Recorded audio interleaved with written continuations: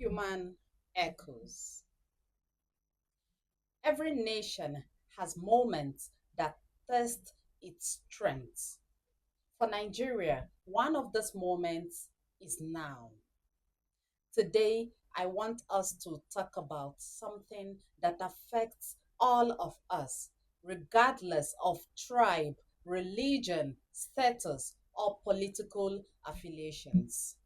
I want us to talk about insecurity in Nigeria. For many young Nigerians today, growing up with news of adoptions, attack, and displaced communities has become almost normal. But it wasn't always like this. To understand where we are, we must take a brief journey through memory lane.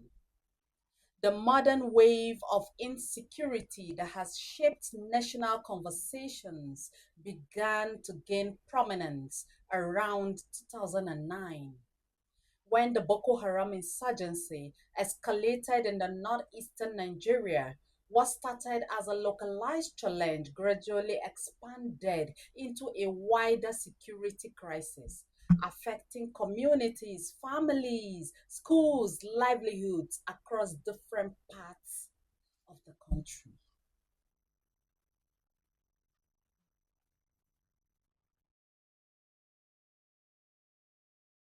And over the years, Nigerians witnessed heartbreaking incidents that captured global attention.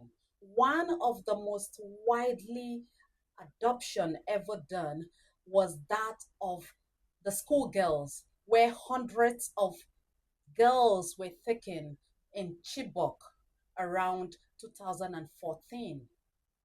That incident became a symbol of the vulnerability of innocent children caught in conflict and insecurity. Many hoped it would be the last. Sadly, it wasn't. And years later, other school adoption followed, including the Dapchi incidents and several attacks on schools across different regions of the country. Places meant for learning and hope increasingly becomes place of fear for many communities. And as time passed, insecurity evolved.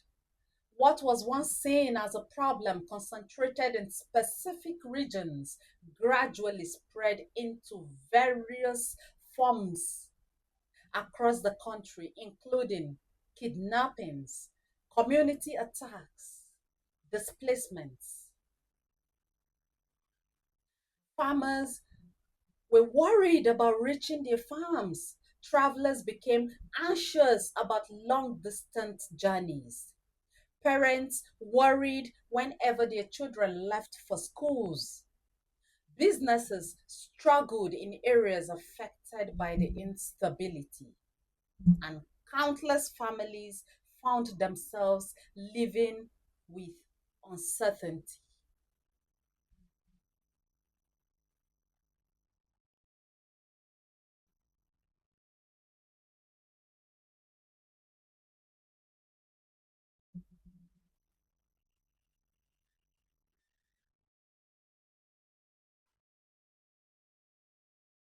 And today, in 2006, now 2026, Nigeria continues to face significant security challenges. Recent reports highlighted the adoption of students and teachers in Oyo State, a development that shocked many because such incidents were never once considered uncommon in that part of the country. Reports indicate that dozens of students and school personnel were taken during the coordinated attacks on schools. And now we're left with headlines. And behind every headline is a human story. A mother waiting for a phone call, a father unable to sleep, a classroom with empty seats, a community praying for good news. These are not just statistics, these are human lives.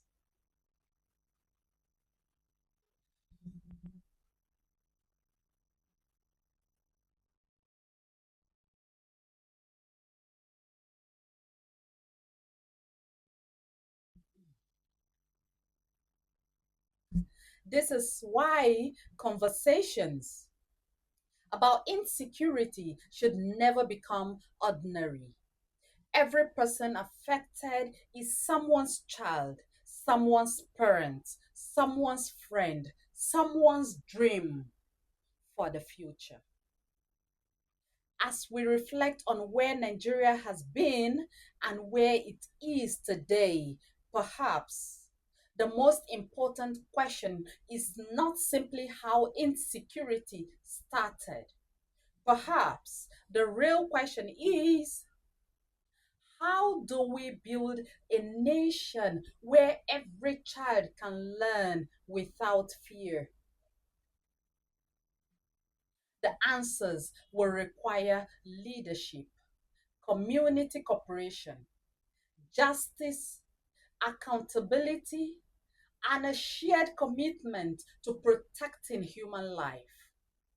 As we await positive news regarding those affected by this recent incidents, let us remember the families carrying the burden of uncertainty. Let us remember that insecurity is not merely a government issue.